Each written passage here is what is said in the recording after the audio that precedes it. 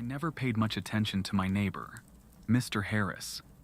He was just the guy next door, a quiet mechanic in his early 40s, with a garage full of rusted tools and oil stains. The kind of guy who kept to himself, who only emerged to mow the lawn or grab the mail. Normal, right? That's how people are in this neighborhood. Quiet, unremarkable, not involved in anyone else's business. And that was fine with me. But then, things started to feel off. At first, I thought I was imagining it. The flicker of lights late at night in his house, when everyone else had long gone to bed. The sounds from his garage, strange thuds, like heavy objects being dragged across the concrete, followed by silence. No one was supposed to be there, but there they were. And then, the packages. Always arriving on Thursday, always left on the doorstep just a little too long before being brought inside. It wasn't until 2 weeks ago, one late evening while I was walking my dog, that I really felt it. Mr. Harris was standing in his front yard, looking up at the stars like he was waiting for something. Or someone. His gaze didn't break, not even when I waved. I called out, "Everything okay, Mr. Harris?" He snapped out of it like he was coming up for air and just brushed it off, mumbling something about working late. But the way he looked at me, it wasn't right. I could feel something cold behind his eyes. Like he wasn't just some quiet guy, but someone hiding something. I couldn't let it go. I've always been the kind of person who doesn't trust what's too easy. And the more I thought about it, the more I realized something was seriously off. But it wasn't just Mr. Harris that made me curious. It was me too. I moved here for a fresh start, a way to escape the city and the mistakes I left behind. A new town, a new job. No one knew who I was, what I'd done. I thought I could outrun the past, but sometimes your past doesn't stay buried. I guess that's why I started digging into Mr. Harris. A little curiosity turned into obsession. It started small, just checking his garage when I walked by.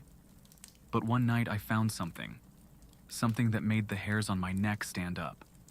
I don't even know how it happened. I wasn't looking for anything illegal, I swear. I was just browsing, looking for a new phone maybe.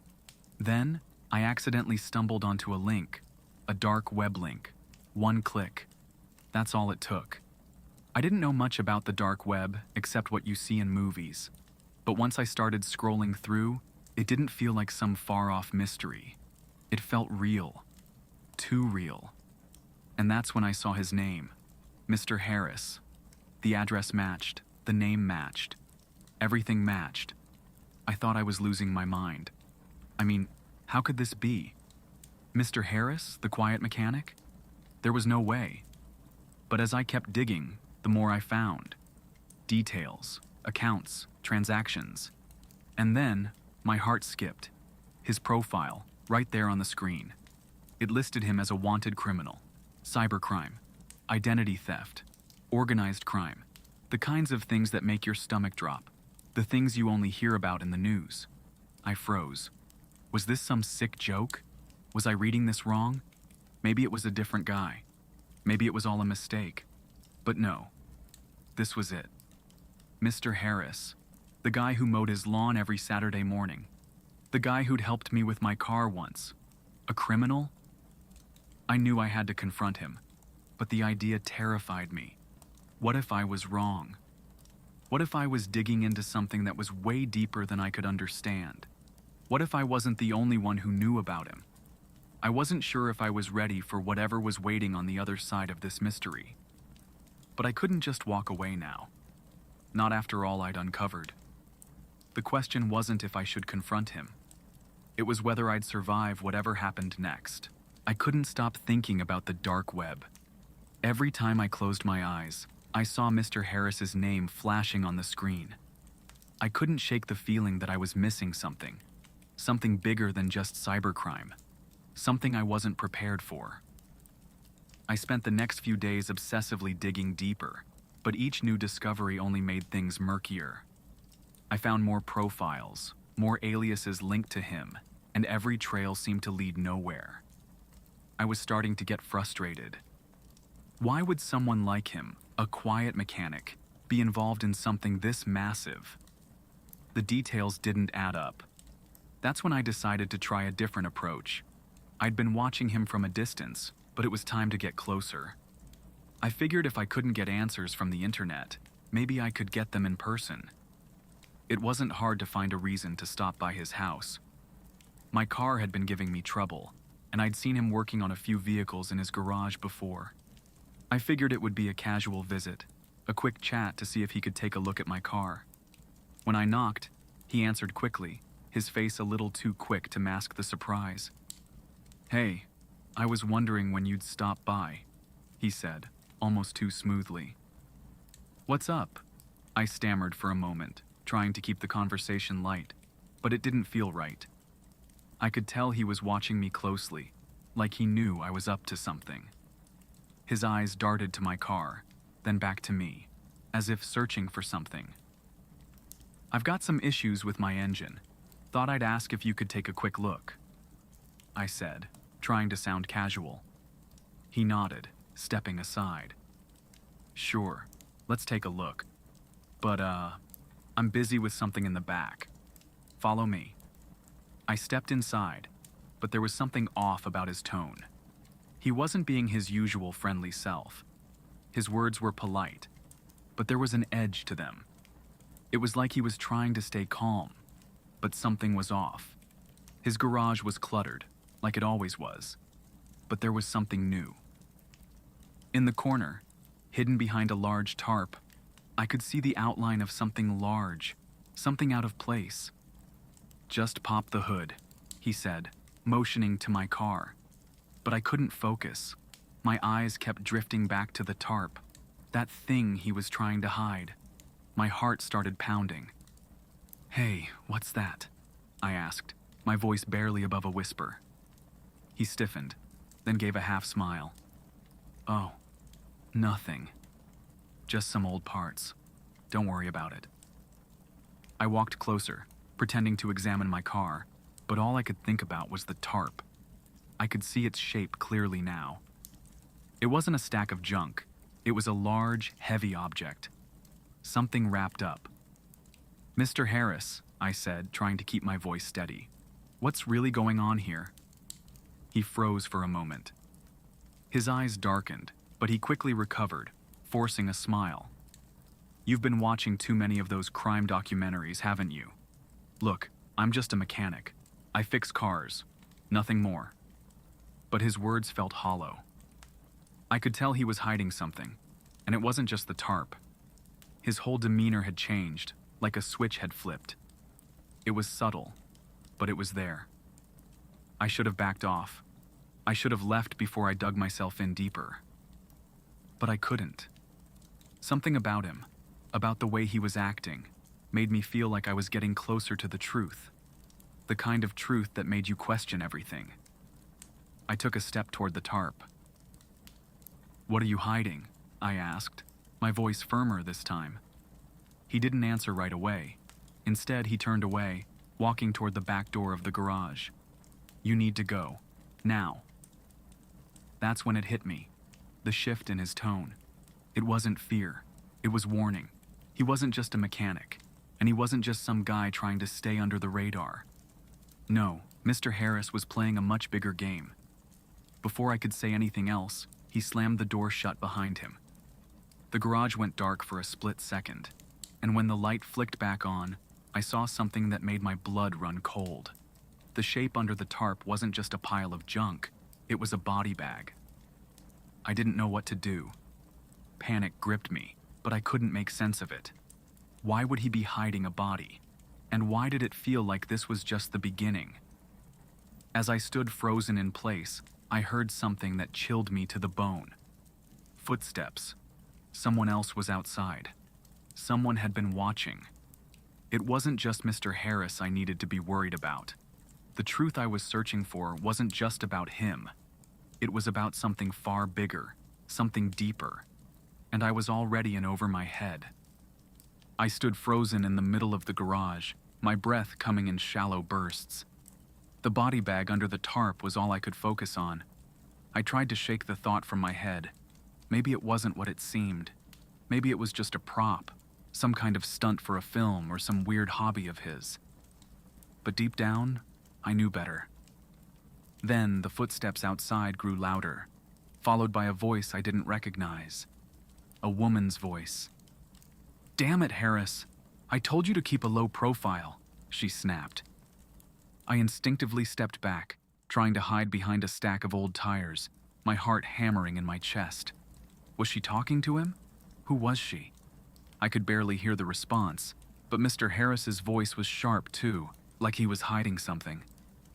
"You need to leave. It's not time yet. I'll handle it." I didn't know who it was, but I wasn't sticking around to find out. I crouched low and carefully inched toward the back door, trying not to make a sound. Just as I reached the threshold, I saw a flash of movement from the corner of my eye. Mr. Harris was coming back inside. I ducked behind the doorframe, my pulse racing. He didn't see me. I held my breath, watching through the small crack. He stood there, staring at the body bag for a long time, his hands clenching into fists. Finally, he grabbed it, dragging it across the floor with a strained grunt. Then, he muttered something under his breath, something I almost didn't catch. "I didn't want this, but they'll make me finish it." The words hit me like a punch to the gut. Finish it? What was he talking about? What was going on here? I waited a few more moments, gathering my thoughts. What the hell had I gotten myself into? It wasn't just cybercrime like I thought. It wasn't just hacking and stolen identities.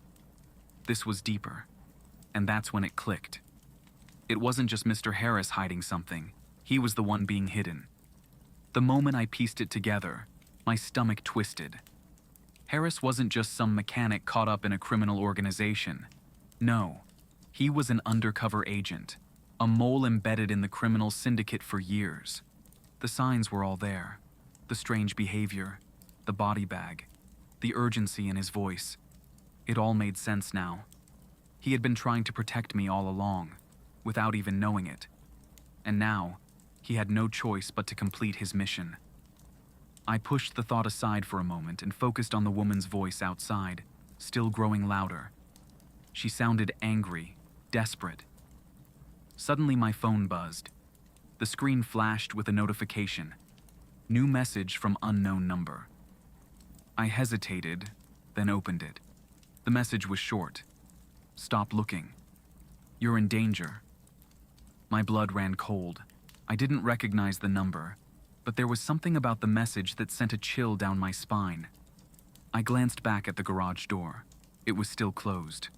Mr. Harris was occupied, but I knew I had to move fast. Whoever was watching me, they were getting closer. The next few minutes were a blur. I backed away from the garage door, trying to stay out of sight. I couldn't go back to my house. Not yet. I needed answers. I needed to find out what was really going on. I stepped out of the shadows and quickly made my way to the side gate. But just as I reached it, the woman's voice rang out behind me. "You're not going anywhere." I spun around. There she was, standing at the top of the driveway, a dark-haired woman in her late 30s, wearing a leather jacket and looking like someone who wasn't used to being told no. She stepped forward, her expression hard and unreadable. "I know what you've been doing," she said, her tone flat. "And I'm warning you, if you don't stop digging, you'll regret it." I didn't back down. "What do you want from me? Why are you following me?" She smiled, a cold, knowing smile. "Oh, we're not following you. Not yet. But we will. And when we do, you'll wish you never crossed paths with Mr. Harris." Her words didn't make sense at first, but then it hit me. This wasn't just some random woman. She was part of the syndicate, the very people I had stumbled upon without even knowing it. "That's right," she continued, taking another step closer. "Harris isn't just a mechanic. He's not even a fugitive. He's playing a role, a big one. And so are you, whether you realize it or not. You think you're uncovering a criminal network? You're not. You're just a pawn in a much larger game." My heart raced. The revelation hit me like a slap across the face. A pawn? Was she saying what I thought she was saying? Was I involved in something bigger than I could even imagine? Before I could respond, she turned and walked away, her steps deliberate and unhurried. "We'll be in touch," she called over her shoulder. I was left standing there, dazed, with more questions than answers. And as if that wasn't enough, another text popped up on my phone. "Your family is involved. Stay away from Harris." I froze. My mind raced, unable to process it. What did it mean? What was this about my family? Were they part of this too? I felt the ground shift beneath me. The more I learned, the more I realized how little I understood. Mr. Harris wasn't just a victim. He wasn't a criminal either. He was part of something far bigger, something I was now caught in the middle of. And the next twist, the one involving my family, was closer than I could have ever imagined. The night felt colder than usual as I stood there, trying to make sense of everything. The text from the unknown number, the woman's warning, it all weighed heavily on me. But the last message about my family, that's what stopped me cold. My family was involved in this mess? How could that even be possible? They had no ties to anything criminal, not that I knew of. It didn't make sense. I couldn't let it go. I had to get to the bottom of it, and fast. I looked at the driveway again. No sign of Mr. Harris or the woman. It felt like a trap was closing in on me, and the more I tried to run, the deeper I sank into it. I didn't trust the police, not anymore. They'd only add confusion to the chaos. So I decided to head to the one place that might have answers: my father's house. He'd been distant for years, but maybe he knew something. Maybe he could help me understand what the hell was going on. I hadn't spoken to him in months, maybe longer, but I was running out of options. My father wasn't exactly the type to share personal details, but he worked in finance and had always rubbed elbows with the city's high-ups. Maybe he'd heard something, seen something. He always seemed to be in the know. I drove to his place, the one on the outskirts of the city. The large modern house looked as pristine as ever. Nothing had changed since I last visited. But as I parked in the driveway, something caught my eye. The lights inside the house were all on, and the shadows in the windows were too still, too deliberate. I had the strangest feeling, one that felt like a warning. I approached the front door, my hand hovering over the handle. The text message kept replaying in my mind. "Your family is involved." I shook my head, dismissing it as paranoia, but I couldn't shake the feeling. Something had changed. The closer I got to that door, the more the sense of dread grew.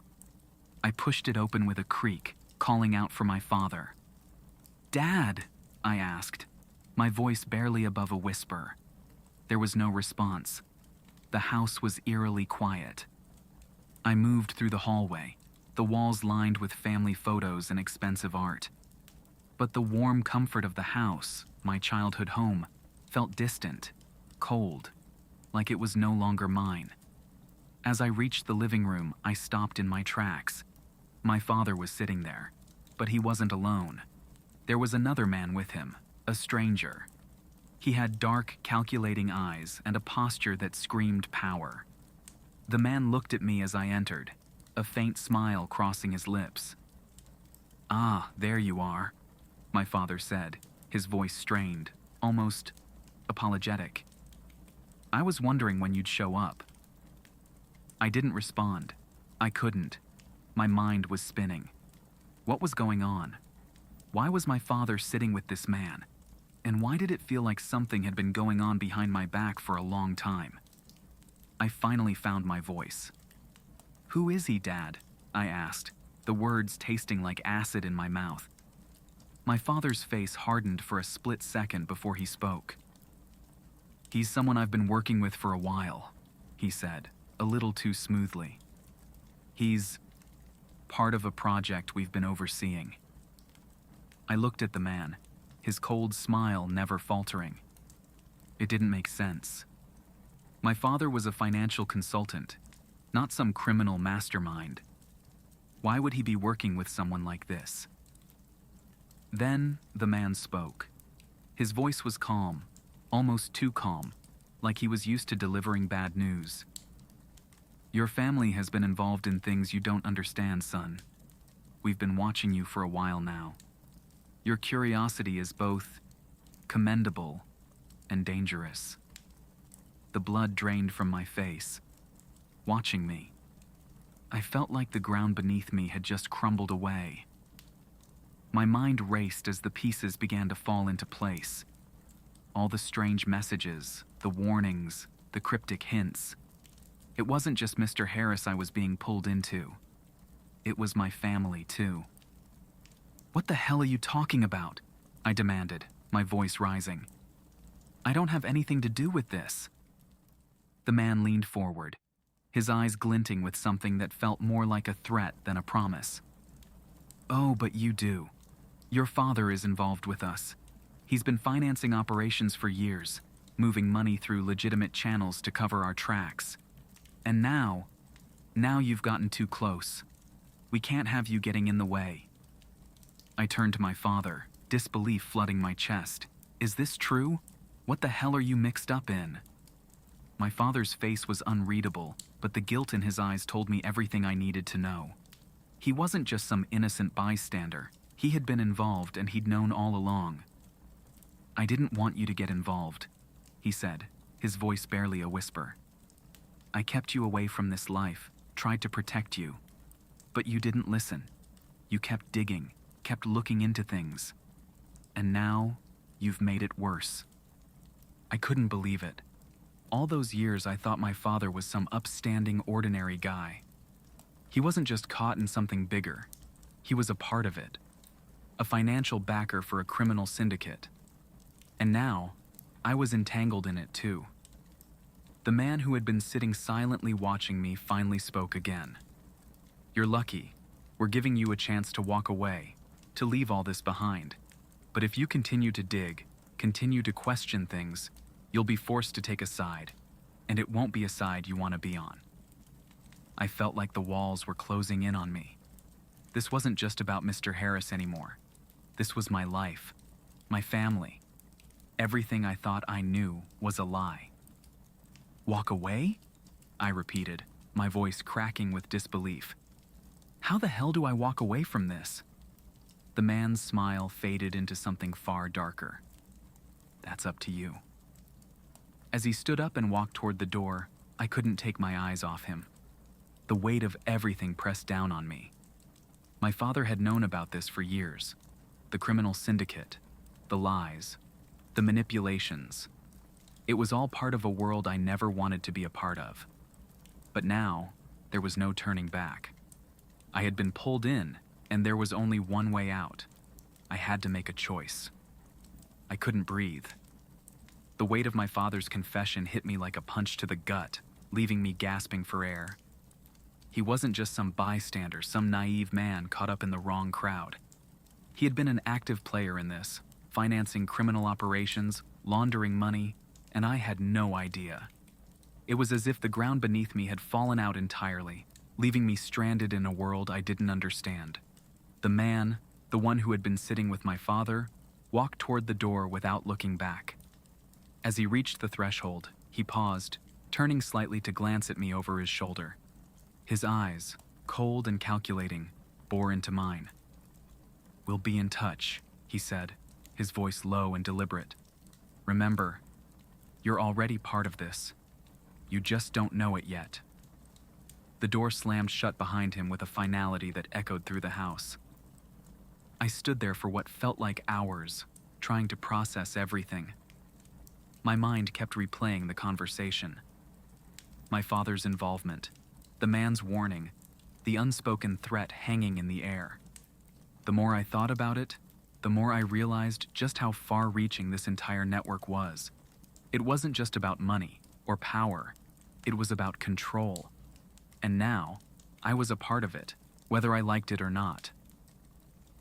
Dad, I said, my voice trembling as I turned to him. How long has this been going on? He avoided my gaze, focusing on the floor. For a moment, I thought he might not answer. Then, in a voice barely above a whisper, he said, "A long time.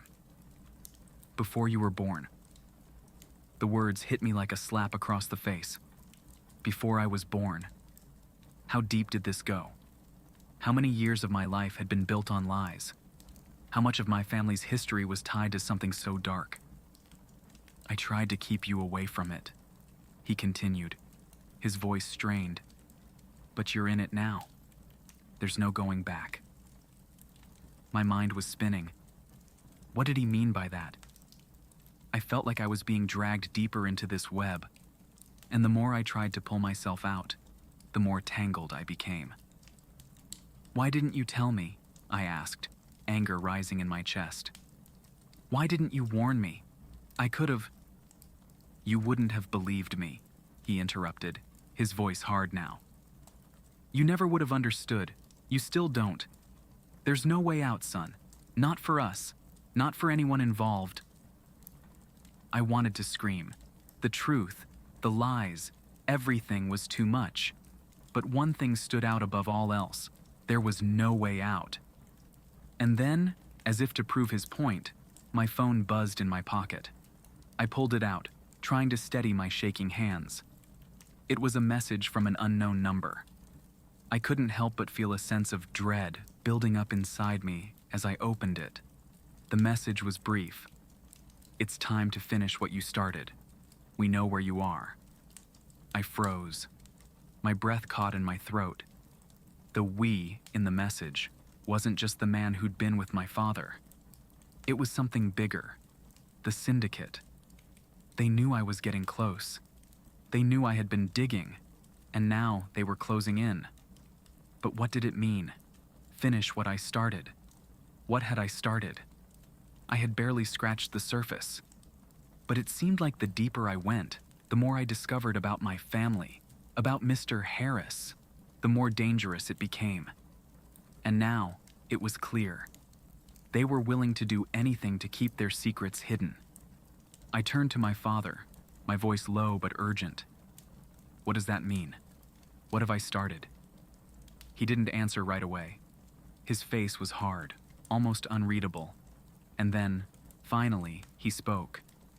"It's not just about you. It's about the family," he said, his voice filled with regret. "They've been watching us for years, planning something bigger than we can imagine. And now, you're a part of it too." I stepped back, feeling the walls closing in. I wanted to scream, to run, to escape this nightmare, but it was too late. My family's past was too tied up in this mess. I was too tied up in it. And then, as I stood there, trying to catch my breath, the doorbell rang. I froze. Who the hell could that be? I glanced at my father. He looked just as confused as I felt, but then his face hardened. "Stay here," he said, his voice tense. "And don't make a sound." He moved quickly toward the door, his every step measured. I stood still, my heart racing. What the hell was going on? I moved quietly to the hallway, peeking around the corner just in time to see my father open the door. The man from earlier stepped inside, flanked by two other figures, masked, with no clear intentions. The man spoke, his voice dark and final. "We've been patient, but time is running out. It's time to take action. You know what to do." I couldn't hear my father's response, but I could see the panic in his face. Whatever had been planned for so long was finally coming to fruition. And it wasn't just about money or power anymore. It was about something much more dangerous, something personal. Suddenly, one of the masked figures turned and looked in my direction. Their eyes, dark and emotionless, locked with mine. My blood ran cold. I hadn't made a sound. I hadn't moved. But somehow, they knew I was there. They knew. And that's when it hit me. The final twist. The one I hadn't seen coming. I wasn't just a pawn in this game. I was the target. They weren't watching my father. They were watching me. I wasn't just caught in the middle of a criminal syndicate. I was the key to whatever their plan was. And now, They were coming for me. The atmosphere was suffocating. My heart pounded as I pressed myself against the hallway wall, trying to remain out of sight. The masked figures were in the living room now, their dark, expressionless eyes scanning the room like they were hunting for something, or someone. My blood ran cold as I realized that someone was me. I had been running from the truth, from the implications of my family's involvement in the criminal syndicate. But now, it was staring me right in the face. I wasn't just an innocent bystander. I wasn't even just a pawn. I was the key, and I had no idea what that meant.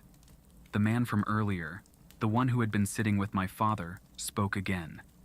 His voice was low and firm. "We've waited long enough. The time has come." He stepped forward, his eyes scanning the room.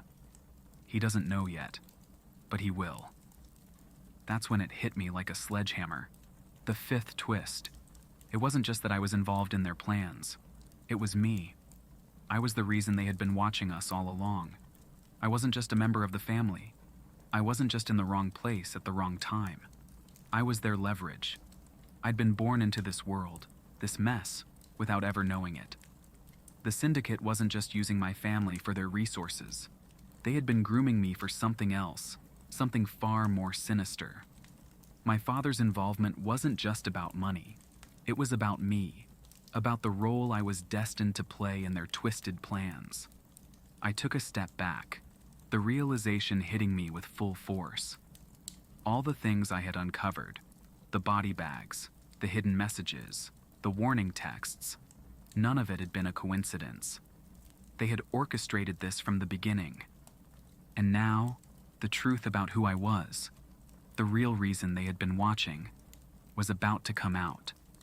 I wasn't just the target. I was the source of their power. "Dad," I said, my voice hoarse, barely above a whisper. "What have they done to me?" My father didn't look at me, his face a mask of guilt and fear. He didn't have to say anything. The tears in his eyes spoke volumes. The man turned to face me, his expression almost pitying now. "You don't get it, do you?" he said, taking a step toward me. "You've been a part of this from the start. Your bloodline is the key to everything we've been building. Your family, your legacy. It's not just financial, it's biological. And you are the one we've been waiting for." I felt a wave of nausea wash over me. "Biological? What do you mean?" The man's smile was cruel, calculating. "Your family's bloodline was selected long ago. You were raised for this. Your DNA, your heritage. It's all part of a grand design. You are the missing link, the piece we needed to complete the circle. All this time you've been walking around unaware, thinking you were just a regular guy. But you were never meant to be regular. You were chosen."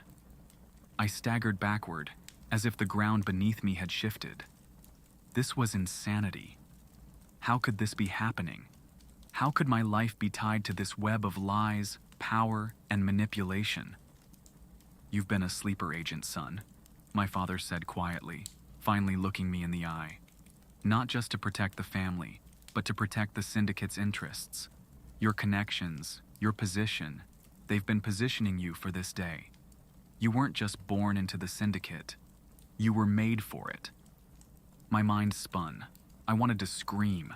I wanted to run. But I couldn't. I was trapped in a nightmare I had never signed up for. The worst part? I wasn't just a victim. I was complicit, whether I liked it or not. I had been raised for this, groomed for a life I didn't even understand. The masked figures closed in, but the man who had spoken before held up a hand. "It's time," he said, a cold finality in his voice. "The plan is set. The transition is complete." I stepped forward, panic rising in my chest. "No, you can't do this. You can't just control my life." The man smiled again, that same chilling smile. "We've already controlled it. You just didn't know it." Before I could process his words, one of the figures reached into their coat, and pulled out a small metallic device, a syringe. My heart dropped into my stomach. They weren't going to stop. This wasn't just about manipulation anymore. It was about using me as a tool, an instrument of power. They had turned me into a weapon, and I hadn't even realized it. "Dad, please," I pleaded, turning to my father, who was now standing still, unable or unwilling to stop them. His eyes were filled with remorse, but also a deep resignation. "There's nothing I can do," he whispered. "It's too late." I felt the world closing in on me, the walls pressing in, the reality of it all becoming too much. This wasn't just about survival anymore. This was about control. They had manipulated me, controlled my fate from the moment I was born. As the figure with the syringe took a step toward me, I realized that this wasn't the end. It was just the beginning. My life, my family, my identity, all of it had been orchestrated for one final purpose. And now I was their weapon. The needle plunged into my arm and everything went black.